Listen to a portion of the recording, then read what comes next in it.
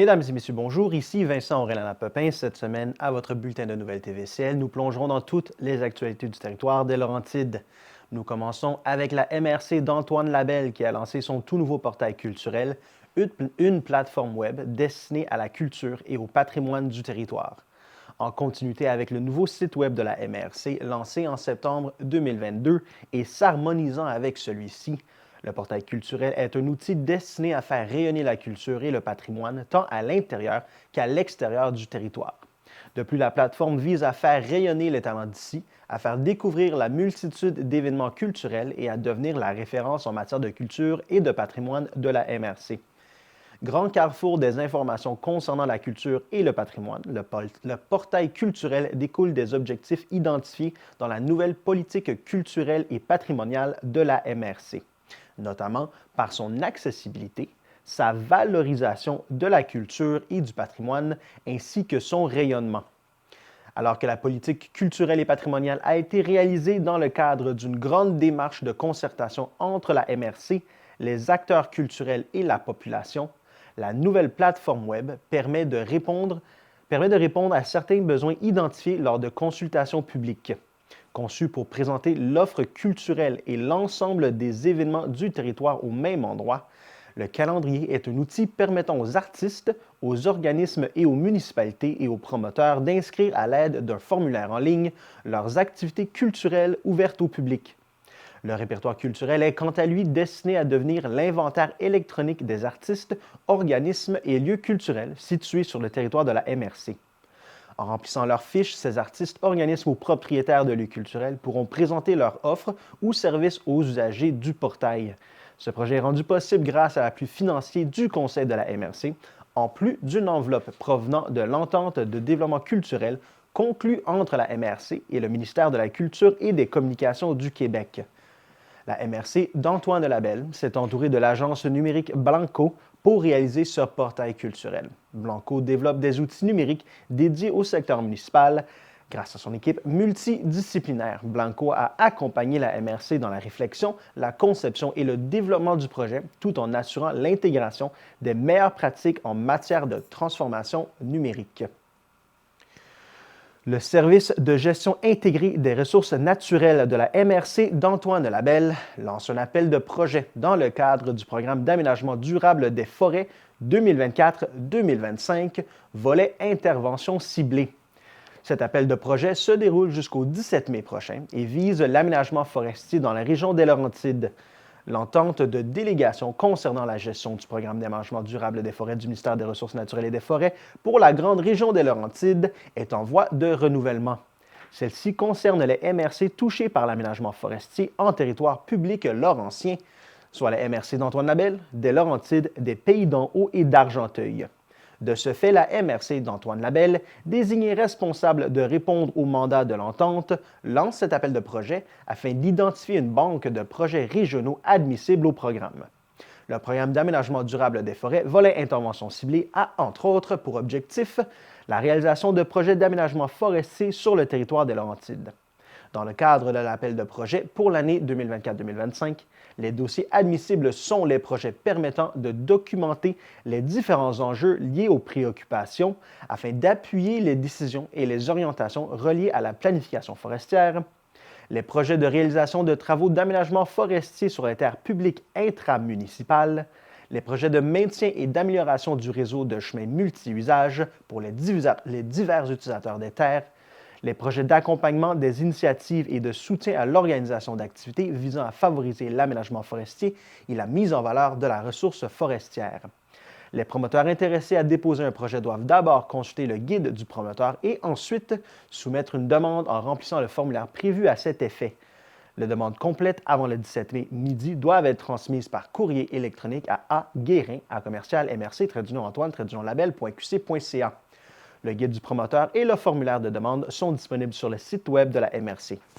L'octroi des aides financières aux projets admissibles sera possible conditionnellement à l'approbation du plan par le secrétaire du Conseil du Trésor, la signature de l'entente de délégation entre le ministère et les MRC de la région de Laurentides et l'octroi de l'enveloppe budgétaire par le gouvernement du Québec, la recommandation des projets par les comités de priorisation, l'adoption des projets par le Conseil de la MRC d'Antoine Labelle. Pour toute question ou information supplémentaire concernant l'appel de projet, les promoteurs sont invités à contacter le service de gestion intégrée des ressources naturelles de la MRC d'Antoine Labelle au 819-623-3485 au poste 601 ou à l'adresse courriel a.guérin@mrc-antoine-labelle.qc.ca. La MRC d'Antoine Labelle lance la période d'inscription au programme Réno-Région 2024-2025 visant à aider les propriétaires à revenus modestes à corriger des défectuosités majeures à leur résidence.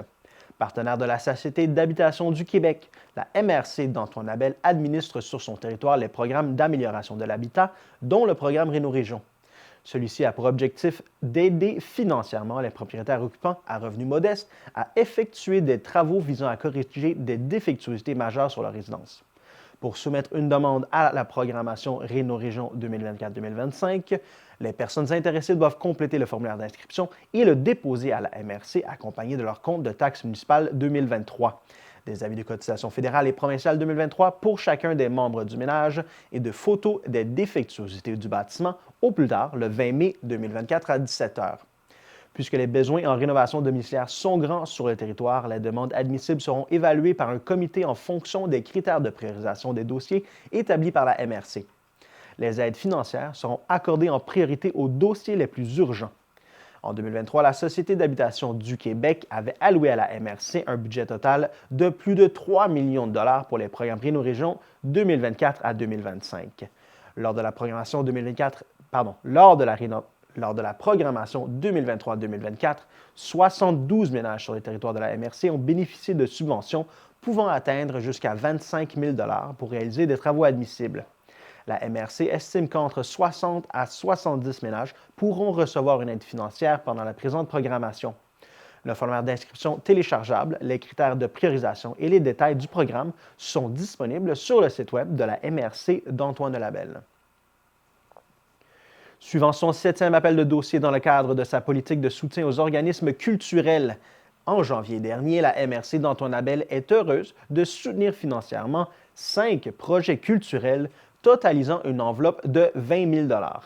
Alors que plusieurs projets culturels ont été déposés dans le cadre de l'appel de projet, les membres du comité de sélection composé d'élus municipaux et de représentants du milieu culturel ont procédé à l'évaluation des dossiers conformément aux critères définis par la politique. Suivant ces analyses, le comité a recommandé au conseil de la MRC d'octroyer les aides financières aux projets suivants, soit la Société du patrimoine de Nominding qui reçoit 2 500 $ pour son projet sur le chemin des Meules. Cette somme servira à la réalisation d'une exposition présentant une installation multidisciplinaire relatant l'histoire du premier moulin à scie et à farine de la région. L'organisme Les Artistes de chez nous reçoit 3 350 $ pour son projet de formation Tu me parles. Afin de bonifier les connaissances et enrichir le parcours artistique de leurs membres, l'organisme organise une programmation de formation variée offerte par des artistes professionnels ainsi que par certains membres des artistes de chez nous. La chorale Harmonie de la Vallée de la Rouge reçoit 4 150 $ pour son projet Une chorale tournée vers l'avenir. Le projet comporte des journées de formation de technique vocale pour les choristes ainsi que la mise à jour des outils promotionnels de la chorale. L'organisme Le Chœur entre amis reçoit 5 000 $ pour son projet Les Folies chantantes. Le projet permettra aux membres du chœur de participer à l'événement Les Folies chantantes, un rassemblement de plus de 400 choristes à Sherbrooke en octobre prochain. Le chœur entre amis y performera devant tous les chœurs présents, en plus de profiter d'un perfectionnement avec des chefs de chœur réputés. Un rayonnement hors région exceptionnel pour l'organisme. Le Festival du Gros Gras reçoit 5 000 $ pour sa 4e édition. L'événement offre aux participants locaux et d'ailleurs une vaste programmation musicale variée. Comme nouveauté cette année, un spectacle intime offert gratuitement le dimanche matin afin de clore le festival. Rappelons que c'est lors de sa séance du 23 janvier dernier que le conseil de la MRC a accordé une somme de 20 000 $ provenant du Fonds Région et Ruralité, volet 2, soutien à la compétence de développement local et régional, destiné au 7e appel de projet dans le cadre de la politique, dans le but de soutenir des organismes culturels du territoire dans la réalisation de leurs activités.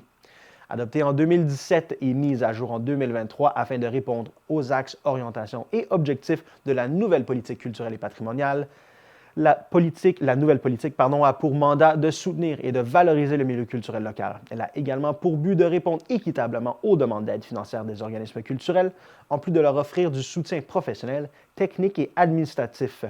Les fonds dédiés à cette politique ont pour objectif la réalisation d'activités culturelles et la reconnaissance des organismes culturels sur le territoire, la contribution au soutien des activités destinées à la communauté d'Antoine Labelle, le maintien des services culturels de qualité offerts aux citoyens, ainsi que la recherche des sources de financement privés ou publics supplémentaires en culture.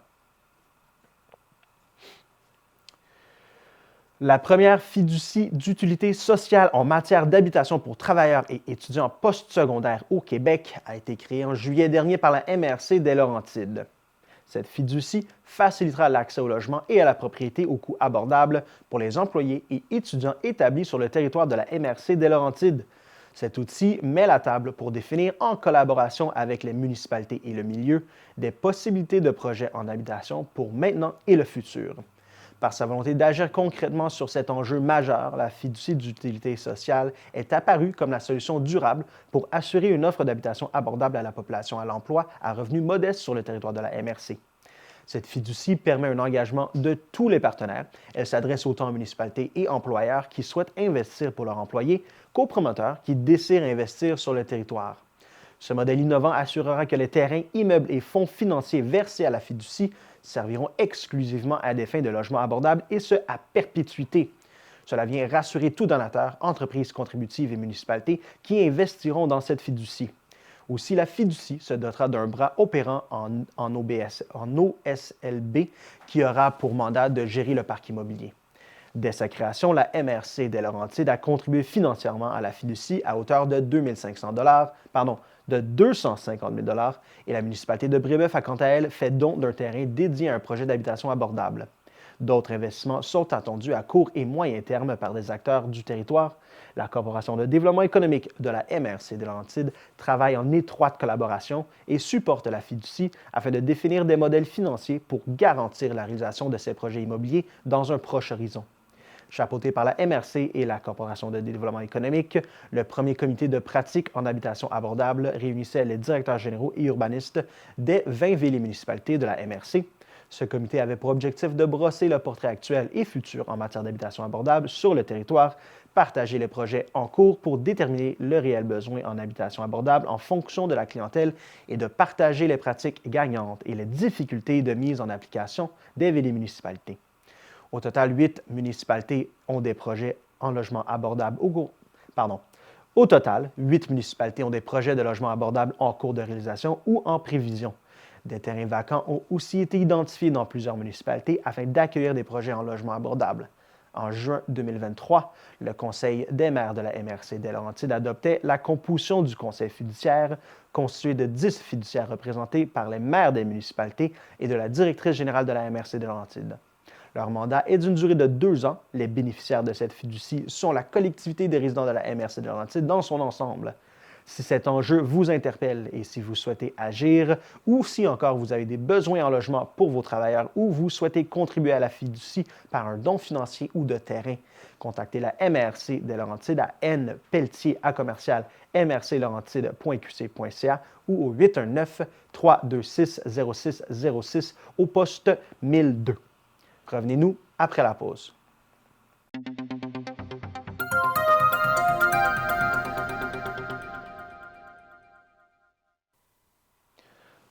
Le 15 avril dernier, une quarantaine de personnes ont participé à la soirée réseautage organisée par la MRC des Laurentides et sa corporation de développement économique à la manufacture située à Sainte-Agathe-des-Monts. L'occasion de révéler le programme de soutien à l'innovation culturelle des produits forestiers non ligneux, aussi appelé le PFNL, à destination des entrepreneurs engagés dans des projets innovants de la culture des PFNL. Il y a 10 ans, la MRC des Laurentides a perçu le nouveau potentiel des produits issus de la forêt, non seulement pour la coupe forestière conventionnelle, mais également par l'exploitation de toutes les ressources qu'on y retrouve. La transformation des PFNL était très peu connue à l'époque et la MRC des Laurentides était aux prémices de cette filière économique dans la région.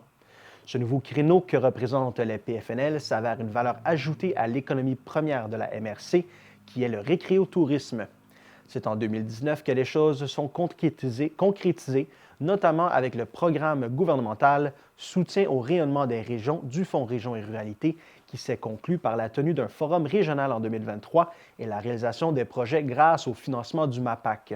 Cette démarche de mise en valeur des PFNL est maintenant ancrée au cœur du plan de développement de la zone agricole. Elle est aussi au centre de la planification stratégique 2022-2027 de la MRC des Laurentides avec un objectif clair, soit de soutenir de manière durable l'essor de cette industrie émergente de la région. Lancé le 15 avril dernier, le programme de soutien à l'innovation culturelle des produits forestiers non ligneux vient soutenir les entrepreneurs engagés dans des projets innovants de culture des PFNL. En échange d'un soutien financier, les entrepreneurs seront appelés à partager un rapport afin de favoriser le partage des connaissances dans la filière. Le volet réseautage de cet événement fut un succès. Producteurs locaux et acheteurs potentiels ont pu échanger et découvrir les projets passionnants qui valorisent les PFNL, filière économique en développement sur le territoire. La MRC des Laurentides est heureuse de renouveler son entente avec le ministère de l'Immigration, de la Francisation et de l'Intégration dans le cadre du programme d'appui aux collectivités. Le ministère de l'Immigration, de la Francisation et de l'Intégration octroie une contribution financière de 240 000 $ à la MRC des Laurentides dans le but de réaliser des projets sur son territoire afin que ces collectivités soient plus accueillantes et inclusives. La MRC des Laurentides annonce aussi l'adoption de son plan d'action en immigration pour la période 2024-2026 avec un investissement de plus de 315 000 $ qui sera déployé pour soutenir des initiatives visant à accueillir et intégrer les nouveaux arrivants. En assumant un rôle de leader dans la régionalisation de l'immigration, la MRC des Laurentides s'engage à évaluer les besoins et défis locaux ainsi qu'à élaborer une nouvelle stratégie pour renforcer son impact en tant qu'acteur de proximité.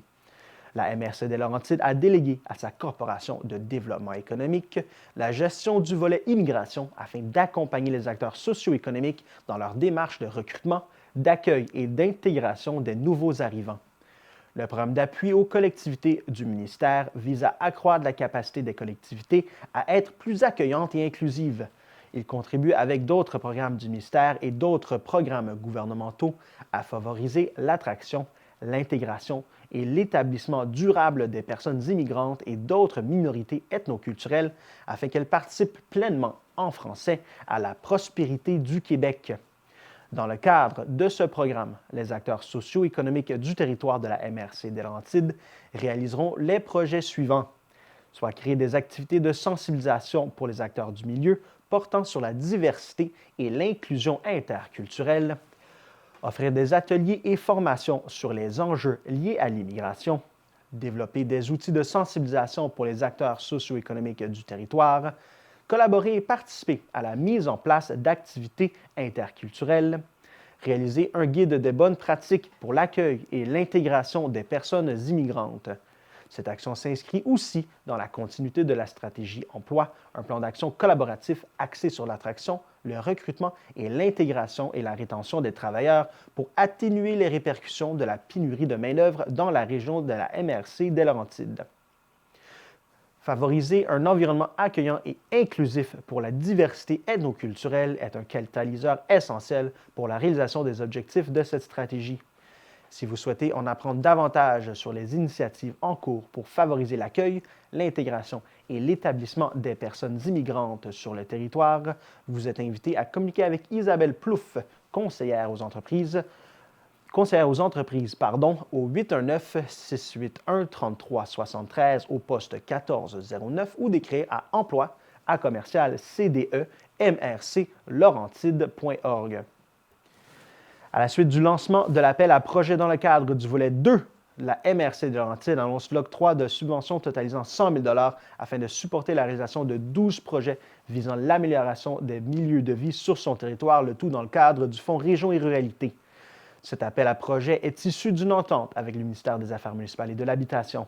Chaque année, le Conseil des maires de la MRC de Laurentides lui réserve un montant afin qu'organismes, municipalités et entreprises privées et d'économie sociale puissent recevoir un soutien financier pour réaliser un projet répondant aux priorités d'intervention. Les projets déposés dans ce fonds ont pour objectif l'amélioration de la qualité de vie des citoyens de la MRC de Laurentides en contribuant à la santé sociale, à l'économie et à l'environnement du territoire. Cette subvention est destinée à des projets structurants ou à des initiatives visant à résoudre des défis locaux.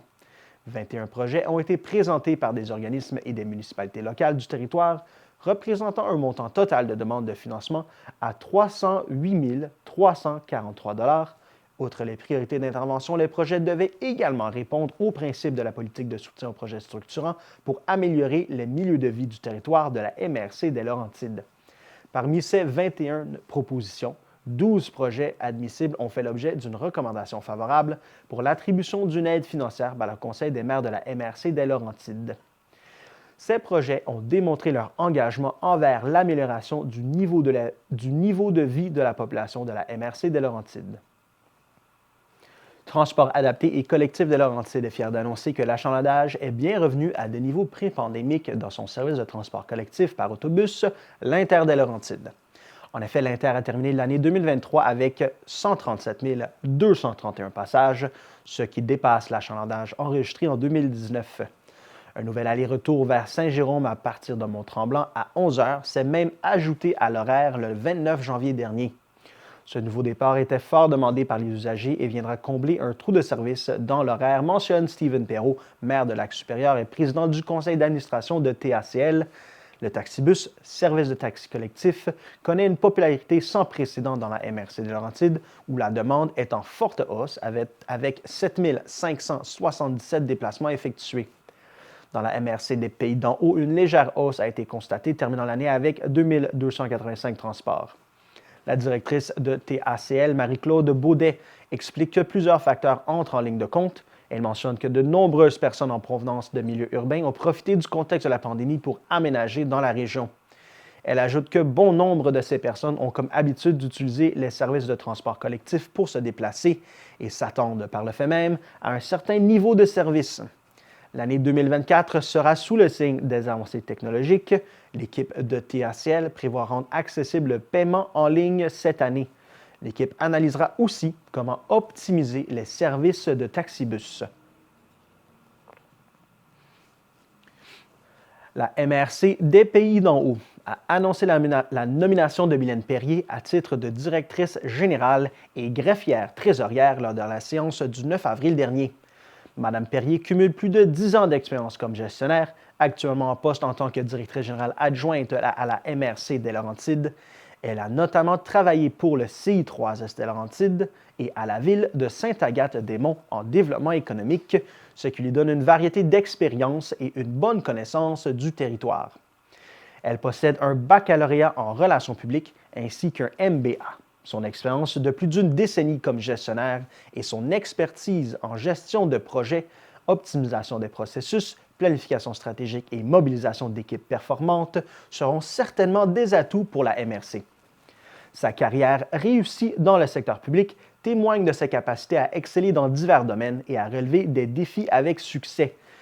Mme Perrier entrera en fonction le 13 mai prochain. Le conseil de la MRC des Pays d'en haut s'est réuni le 9 avril dernier au Chalet Bellevue à Moore Heights pour sa 3e séance ordinaire de l'année. Parmi les points à l'ordre du jour, notons la désignation des bénéficiaires du Fonds Virage numérique et innovation et du Fonds Culture et patrimoine pour 2024. Et en point d'information d'ordre général, un retour sur les consultations publiques concernant le projet d'énoncé de vision stratégique en aménagement du territoire ainsi que sur l'appel d'intérêt de la concession alimentaire du centre sportif ont été faits.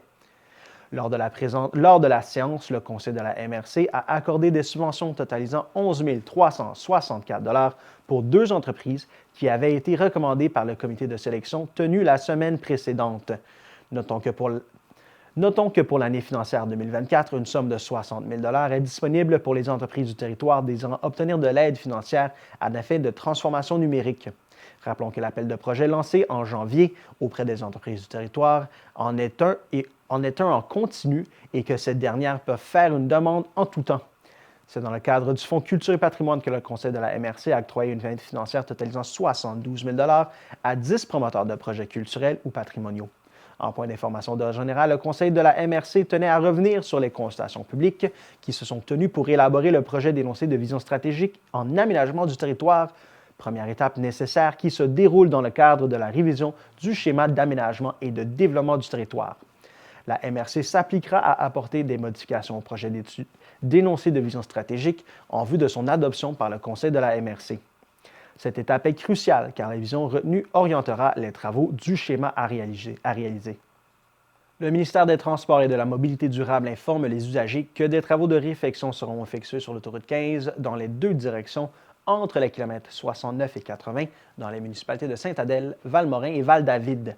Les interventions ont débuté le 2 avril et s'échelonneront sur environ 7 semaines. Ces travaux, qui consisteront à atténuer l'orniérage sur la chaussée, occasionneront la fermeture d'une voie dans une direction à la fois en semaine pendant la journée.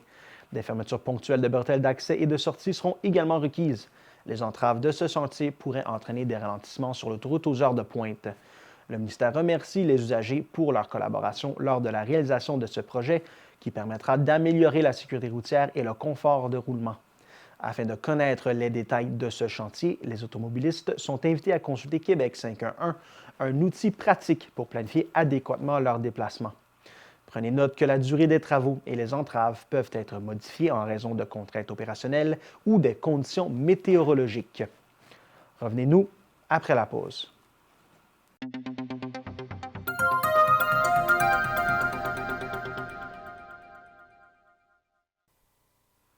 À Sainte-Adèle, les équipes ont débuté le lundi 15 avril dernier le balayage des rues et des trottoirs.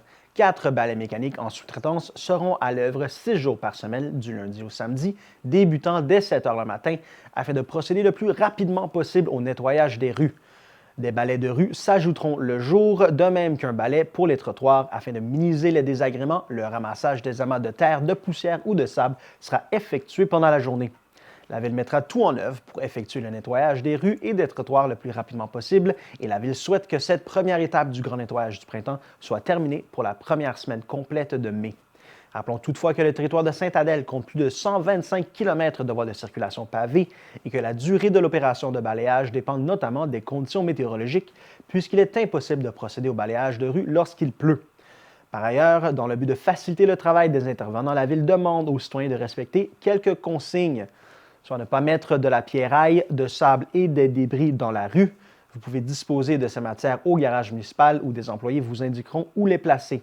Surtout, ne pas faire de petits tas de pierres ou d'andins qui risqueraient de causer des bris d'équipement.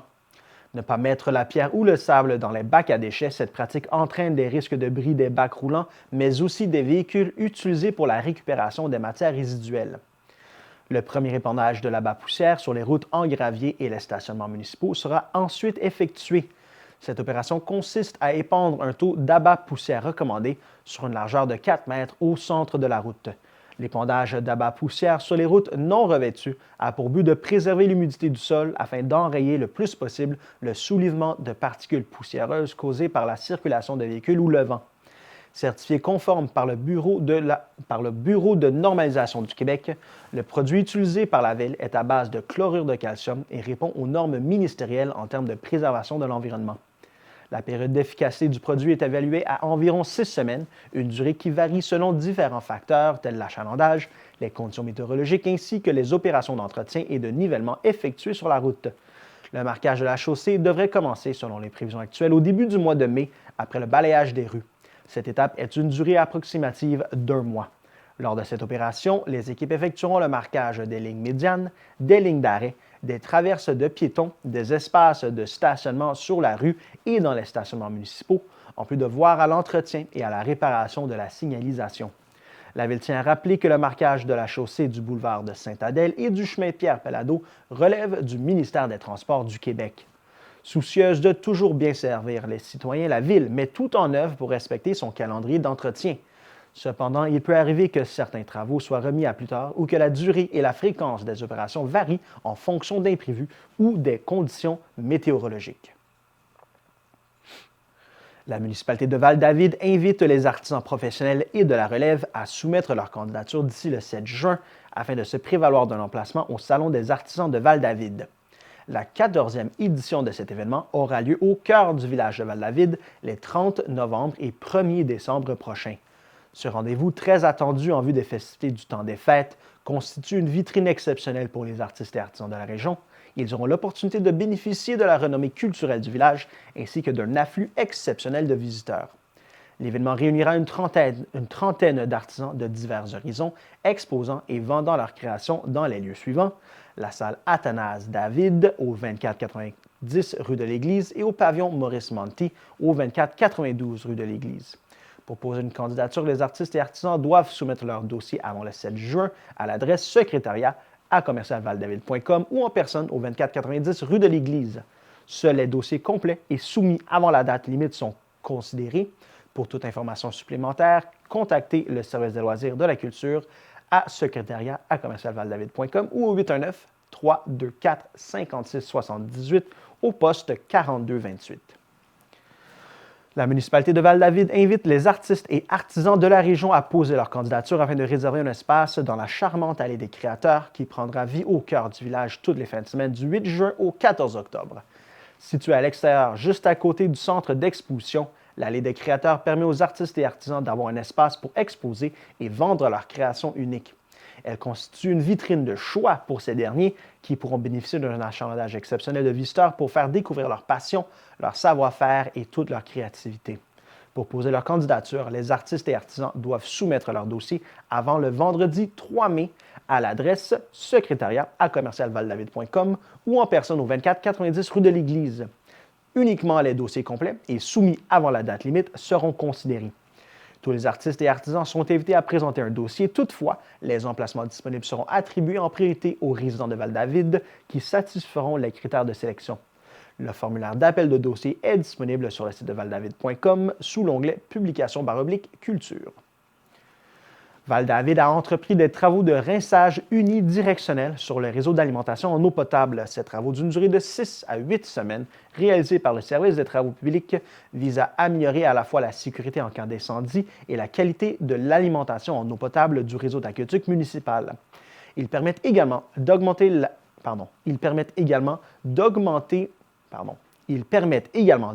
la durée de vie des conduites et de vérifier périodiquement le bon fonctionnement des accessoires.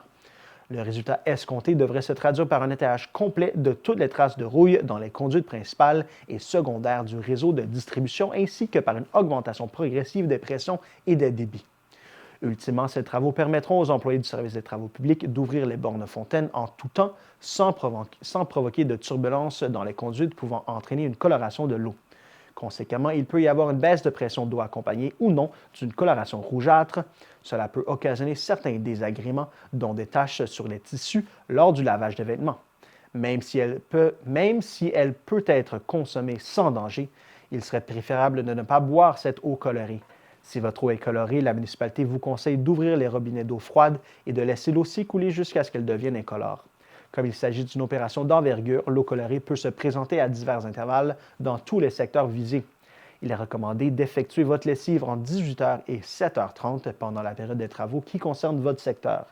Si, lors des opérations après un lavage, des taches de rouille apparaissent sur les tissus, le service des travaux publics pourra vous fournir sans frais un produit de nettoyage facile à utiliser. Pour ce faire, vous devez vous présenter à la mairie pendant les heures d'ouverture. Dans le but de rationaliser les opérations, les travaux se dérouleront sans horaire défini. Tous les secteurs peuvent donc s'attendre à être affectés à tout moment durant cette période. Pour tout renseignement, communiquez avec le service des travaux publics au 819-324-5678 au poste 4223. De janvier à mai 2024, la municipalité de Val-David... De janvier à mai 2024. La municipalité de Val-David établit sa carte électorale en vue des élections générales municipales du 2 novembre 2025. La division du territoire marque le début de ce processus électoral municipal. Pour établir sa carte électorale, la municipalité doit définir les limites géographiques des districts électoraux. Lors des prochaines élections générales municipales, les électrices et électeurs voteront pour l'une des personnes qui se présenteront comme conseillères ou conseillers dans leur district électoral. Pour assurer une représentation juste et équitable des citoyens au conseil municipal, la division doit respecter deux grands critères: Les districts électoraux doivent être délimités de façon que chaque conseillère et conseiller représente sensiblement le même nombre d'électeurs. Les districts doivent respecter les communautés naturelles de la municipalité. Ils doivent tenir compte des barrières physiques, des tendances démographiques, de la superficie, de la distance, ainsi que des limites des arrondissements et des paroisses. En vue des prochaines élections générales municipales qui auront lieu le 2 novembre 2025, il est nécessaire de remplacer la carte actuellement en vigueur car le district 3, soit le secteur du premier rang d'Ancaster, ne respecte plus les exigences de la loi sur les élections et référendums dans les municipalités en raison de son trop grand nombre d'électeurs. En conséquence, le principal changement apporté à la carte est de modifier le tracé du district 3 afin qu'une partie des électeurs de ce secteur fasse désormais partie du district 1 au cœur villageois. Les électeurs des rues suivantes sont visés, les rues Lamoureux, Beaulieu, Jean-Morin et une partie du premier rang d'Ancaster située entre l'intersection du chemin du Mont-Césaire et la rue Maurice-Monty. La municipalité vous invite à consulter son projet de règlement qui établit les limites des districts électoraux de la municipalité à la mairie ou sur son site internet valdavid.com sous l'onglet Publications /règlements municipaux. Si vous n'êtes pas d'accord avec ce projet de division, vous avez jusqu'au 7 mai pour faire connaître votre opposition en écrivant à François Saint-Amour, directeur général et greffier trésorier, au 2579 rue de l'Église à Val-David, code postal J0T2N0. Si un nombre suffisant de personnes s'opposent au projet, la Ville tiendra une audience publique au cours de laquelle vous pourrez expliquer pourquoi vous vous y opposez. Un district électoral est l'équivalent à l'échelle municipale d'une circonscription électorale provinciale. La carte électorale de la municipalité est composée de plusieurs districts électoraux qui comprennent sensiblement le même nombre d'électeurs. Lors des élections générales municipales de l'année prochaine, les électeurs voteront pour l'une des personnes qui se présenteront comme conseillers ou conseillères dans leur district électoral. Pour en savoir plus sur la division du territoire municipal en districts électoraux, vous pouvez consulter les pages de la Commission de la représentation électorale dans le site web d'Élections Québec. Dans le cadre de la Semaine de l'action bénévole, la municipalité de Val-Morin a tenu sa soirée de reconnaissance des bénévoles. C'était l'occasion de souligner l'apport exceptionnel des bénévoles dans la communauté par leur implication et leur dévouement au sein de plusieurs organisations et organismes locaux. La mairesse Donna Salvati, accompagnée de la conseillère municipale Marie-Josée Brodeur, qui assurait l'animation de la soirée, ont décerné le titre de bénévole de l'année à 6 citoyens s'étant démarqués par leur implication. Ils ont reçu des certificats de reconnaissance pour l'occasion. Il s'agit de Diane Caron, reconnue pour son implication dans la paroisse Saint-Norbert, dans la chorale de Val-Morin et dans les Joyeux Aînés de Val-Morin, de Marie-Chantal Valade, bénévole impliquée et investie dans l'organisme Partage solidaire Laurentide, de Luc Laurent, reconnu pour son implication dans plusieurs organismes, dont la Société d'histoire de Val-Morin, de Denise Vendette, qui s'implique dans le comptoir familial depuis l'ouverture de l'organisme, de Mireille Bélec, bénévole investie dans les habitations de la Capucine depuis 12 ans, et de Daniel Saint-Pierre, reconnu pour son implication dans la paroisse de Saint-Norbert. C'est lors de la séance ordinaire du conseil municipal du 15 avril que la ville de Saint-Sauveur a adopté son premier plan de conservation des milieux naturels. Ayant pour objectif la conservation et la valorisation des milieux naturels, ce plan s'inscrit dans le plan d'action en environnement 2021-2023. Le territoire de Saint-Sauveur comprend une diversité de milieux naturels avec une proportion importante de milieux forestiers, ainsi que de nombreux milieux humides et hydriques et éléments d'intérêt écologique et récréo-touristique. L'élaboration du plan de conservation des milieux naturels a donc nécessité la mise en place de plusieurs actions afin de collecter les informations clés essentielles, soit la réalisation d'un portrait des milieux naturels présents sur les territoires, un sondage en ligne et une consultation publique menée auprès de la population et des autres parties prenantes du territoire, la production d'une analyse de connectivité écologique locale et milieux naturels, la réalisation d'une analyse multicritère des milieux naturels afin de déterminer leur valeur écologique et sociale et établir une priorisation des milieux naturels sur le territoire. 9 grandes stratégies ont été identifiées suite à ces analyses et consultations dont découlent 24 objectifs et 43 actions à mettre en place sur une période de 10 ans. Pilotée par Éco-Corridor Laurentien, la démarche de co-création s'est étalée sur 1 an en collaboration avec les acteurs clés du territoire, soit des élus et fonctionnaires municipaux, des membres du comité consultatif en environnement de la ville, un représentant de l'Association pour la protection du lac Prévost, l'organisme de bassin versant de la rivière du Nord à Brie-Nord et l'Institution des territoires. Cette démarche exprime la volonté de la Ville de jouer un rôle de premier plan dans la protection de son patrimoine naturel et contribue à la préservation des milieux naturels du sud du Québec ainsi qu'à l'atteinte de la cible gouvernementale de protéger 30 du territoire d'ici 2030.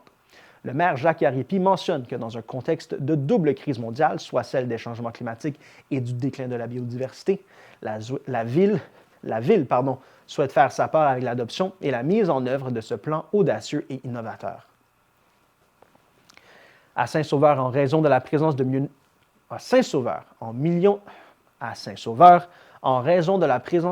humides et hydriques, les travaux d'aménagement de passerelles prévus sur le réseau de sentiers La Marquise débuteront le 6 mai prochain. Par conséquent, tous les sentiers de ce réseau demeureront fermés pour la durée des travaux qui devraient se terminer au début du mois de juillet 2024. Les travaux consistent en l'aménagement de 6 passerelles sur pilotis d'une longueur totale de 150 mètres. Les randonneurs bénéficieront ainsi d'un accès 4 saisons au sentier, tout en limitant les perturbations des zones humides.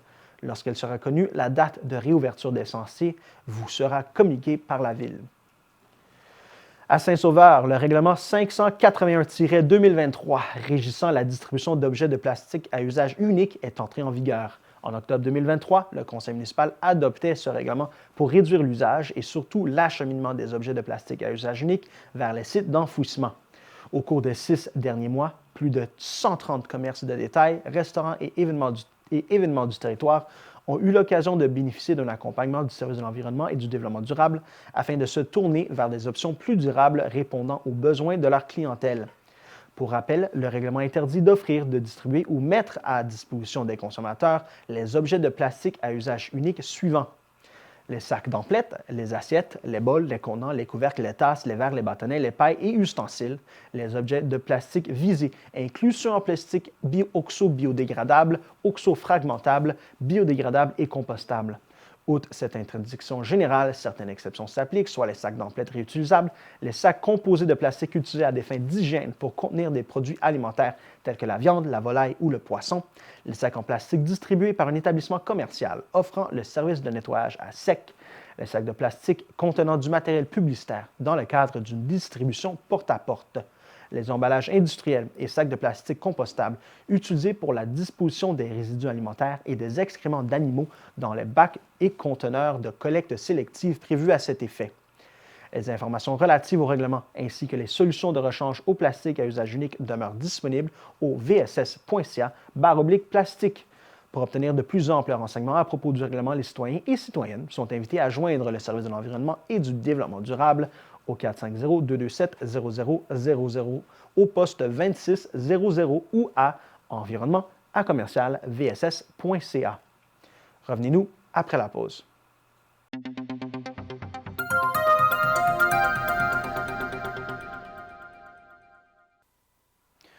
Jusqu'au 12 mai, la population de Saint-Sauveur est invitée à consulter et à commenter la version préliminaire du plan d'urbanisme revu et corrigé du service de l'urbanisme de la Ville sur sa plateforme de consultation citoyenne. Dans son élaboration, une attention particulière a été portée aux éléments suivants: l'identité sauveroise, les principes du développement durable, les besoins en matière de logement, d'équipements publics et d'activités économiques, commerciales ou touristiques, de milieux naturels, de sport, de loisirs et de culture. Les villes et les municipalités doivent également, en vertu de la loi sur l'aménagement et l'urbanisme, harmoniser leur règlement d'urbanisme en accord avec les objectifs du schéma d'aménagement et de développement de leur MRC d'appartenance, soit, dans le cas présent, celle des Pays d'en haut. Le nouveau schéma devant lui-même être conforme aux grandes orientations gouvernementales en matière d'aménagement, un principe de concordance en guide d'élaboration de ces documents. La refonte du plan d'urbanisme constitue l'une des étapes prévues à la démarche de consultation Inspiré Saint-Sauveur, entreprise à l'automne 2022, qui avait comme premier objectif d'établir une nouvelle vision stratégique en matière d'aménagement du territoire. La participation des citoyens, des élus et des cadres municipaux aux différentes activités de consultation avait permis de faire émerger une vision en cohésion avec les besoins et aspirations des Sauverois et Sauveroises, en plus de nourrir de nombreuses réflexions. Dans cette optique, la Ville souhaite poursuivre cette démarche en offrant à la population l'occasion de consulter et de commenter la version préliminaire de son nouveau plan d'urbanisme sur sa plateforme de consultation citoyenne. Les réponses obtenues permettront d'effectuer les ajustements nécessaires en vue de l'adoption officielle prévue à la fin de l'année 2024. Le CI3S des Laurentides recherche activement les familles d'accueil pour des enfants âgés de 0 à 17 ans suivis en protection de la jeunesse. Il peut s'agir autant d'hébergements à court, moyen et long terme. Mme Julie Delaney, présidente directrice générale, souligne l'importance de cette démarche. Elle affirme que devenir famille d'accueil est une occasion de faire la différence dans la vie d'un enfant en lui offrant un environnement bienveillant, chaleureux et sécurisant. En raison d'un nombre élevé de demandes d'hébergement, les besoins de familles d'accueil est particulièrement criant dans les Basses-Laurentides. Pour ceux qui envisagent de devenir une famille d'accueil, vous devez absolument vous informer en consultant les documents nécessaires sur la démarche qui sont disponibles sur le site web du CI3S des Laurentides. Le comité des usagers du Centre intégré de santé et des services sociaux des Laurentides a invité la troupe de théâtre La Belle Gang à présenter une pièce de théâtre abordant la question de la maltraitance envers les personnes âgées. Sous le titre évocateur « Faudrait pas prendre grand-mère pour une dinde et grand-père pour son dindon », cette pièce sera jouée à 7 reprises au cours des prochaines semaines dans la région des Laurentides. Depuis 13 ans, la troupe de théâtre La Belle Gang parcourt la province pour sensibiliser la population à la problématique de la maltraitance envers les aînés ainsi qu'à la réalité des proches aidants. D'une durée de 90 minutes, cette pièce de théâtre prévoit une session de questions à la fin de chaque représentation, au cours de laquelle un spécialiste sur la maltraitance sera disponible pour répondre aux interrogations du public.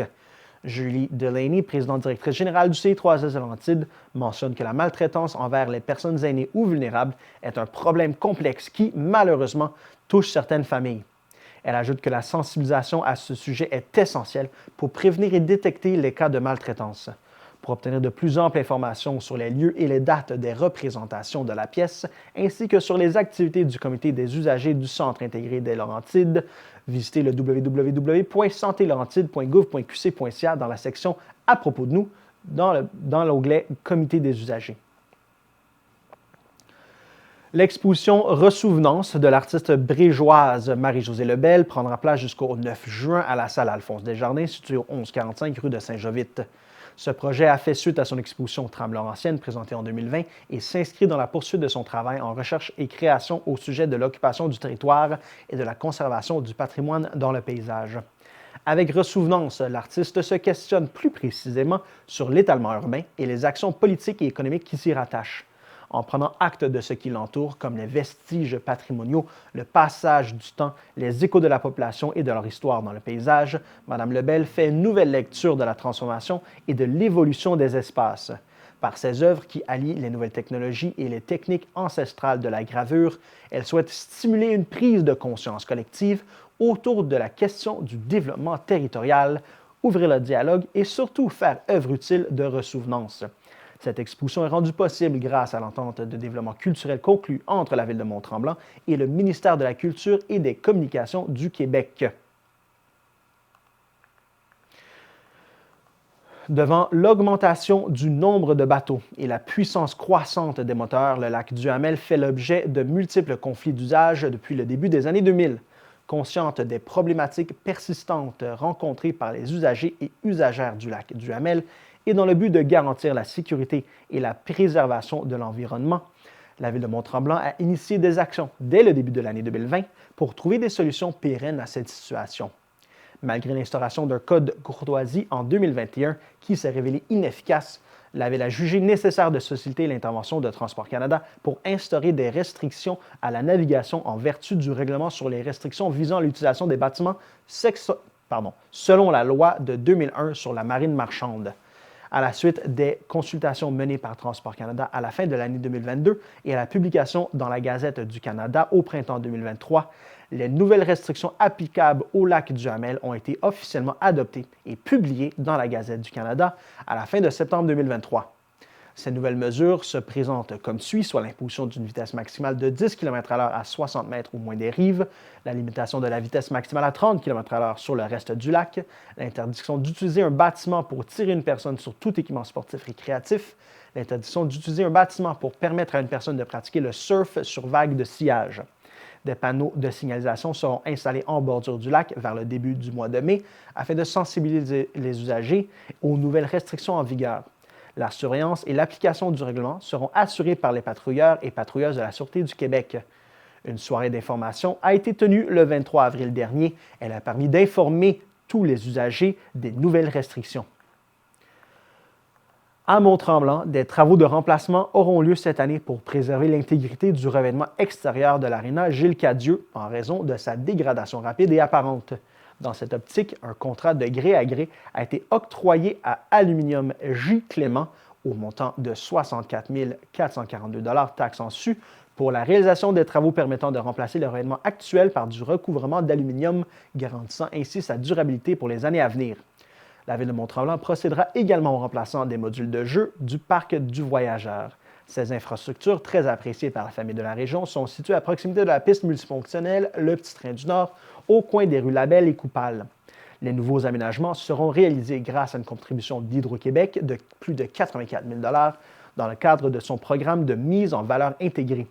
Ce programme volontaire d'Hydro-Québec vise à améliorer le cadre de vie des collectivités qui accueillent de nouvelles lignes ou postes électriques sur son territoire. Nous vous laissons maintenant sur des images, sur un extrait d'une entrevue de Mme Presso, directrice générale de MonX, dans le cadre de l'émission Entrepreneurs en action. À la semaine prochaine.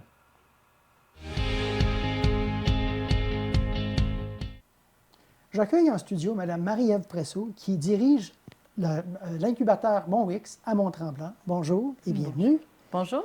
Donc, c'est quoi un incubateur? Un incubateur, c'est un organisme qui propulse les jeunes entreprises. Donc, on pense un peu à un incubateur pour les œufs, pour qu'ils puissent éclore. Donc, un incubateur aide l'entreprise de passer de l'idéation, du prototypage à une entreprise qui sera plus connue sur les tablettes du Québec. Donc, de l'idée au concret. Exact. Et, bon, qui crée un incubateur comme ça? Il y en a beaucoup, mais celui-ci, là, qui l'a créé? Comment on le finance? L'incubateur à Mont-Tremblant a été créé par les initiatives de la région, donc la Ville de Mont-Tremblant. Nous avons la MRC, la CDE la MRC des Laurentides. Nous avons aussi le Grand Fonds des Jardins qui nous aide. Donc, c'est ces gens-là qui sont venus tous ensemble pour créer l'incubateur ici à Mont-Tremblant. Et ça existe depuis quoi, le 2023, qui a été lancé? Votre première cohorte est en janvier 2024. Exactement. Combien de jeunes entrepreneurs ou de jeunes entreprises sont là-dedans? Donc, en ce moment, nous avons 9 jeunes entreprises qui sont dans le programme d'incubation qui s'appelle Élévation. Et le programme dure 12 mois? Exactement. Qu'est-ce qu'ils font au cours de ces 12 mois-là? Donc, c'est un mélange de coaching, de formation pour vraiment comprendre les meilleures pratiques en entreprise et de réseautage qui permet aux entreprises de se développer au cours de cette année-là. Donc, vous ne les aidez pas à faire de la manufacture, là. C'est vraiment pour former les gens. Exactement, mais on peut les mettre en contact avec les bonnes personnes, par contre, pour la création, le produit final. Donc, on est des meilleurs. Donc, on aide les relations entre ces entreprises-là et les différents acteurs, que ce soit des coachs, de l'aide financière, que ce soit pour des formations ou faire, par exemple, un nouveau plan d'affaires ou quoi que ce soit. Donc, on peut les aider sur tous les niveaux à rencontrer les bonnes personnes. Et il y a une nouvelle cohorte qui va débuter en janvier 2025. Rapidement, qu'est-ce que les gens qui seraient intéressés à s'inscrire doivent faire? Donc, les candidatures vont ouvrir en août cette année.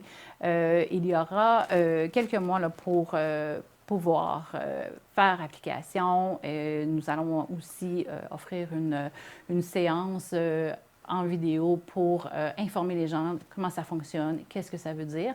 Les gens peuvent communiquer avec nous via notre site Web s'ils sont intéressés à en savoir davantage et on peut leur expliquer comment ça fonctionne, le processus pour une sélection qui se fera en décembre 2024. Parfait. Marie-Ève Presso, Merci beaucoup. Donc, les jeunes entrepreneurs de la région, vous allez avoir la chance bientôt de faire une demande pour devenir faire partie de la prochaine cohorte à MOWEX. Alors, merci, bonjour. Merci.